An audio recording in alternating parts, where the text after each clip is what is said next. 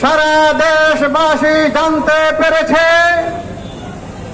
NCP তাদের পূর্ব নির্ধারিত programme বাস্তবায়নের লক্ষ্যে গোপালগঞ্জে তারা যাত্রা করেছেন প্রোগ্রাম করার জন্য।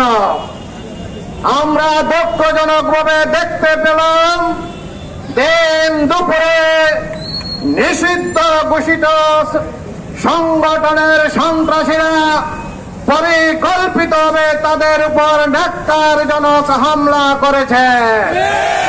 আজকের সমাবেশ থেকে আমরা নিন্দা এবং প্রতিবাদ জানাই।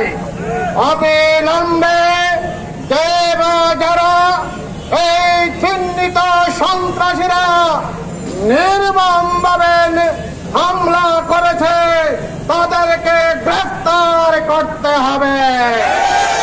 আমরা স্পষ্ট ভাষায় বলতে চাই, সন্ত্রাসীদের কোনো দল নয়, তারা চিহ্নিত সন্ত্রাসী, দেশদ্রোহী, মানবতা বিরোধী। এদের বাংলাদেশে প্রকাশ্যে ঘোরাফেরার কোনো সুযোগ নেই। আমরা প্রশাসনের কাছে জানতে চাই, গোলাপগঞ্জ বাংলাদেশের অংশ না, বিচ্ছিন্ন কোন জেলা।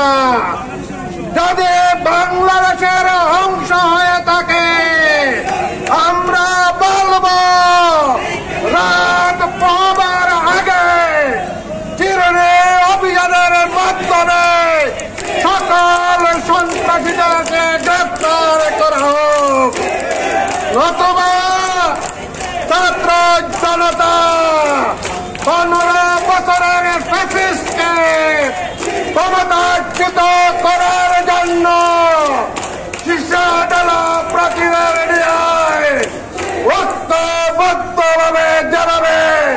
ফ্যাসিস্টকে মুক্ত করার জন্য ঐক্যবদ্ধ হয়েছিল।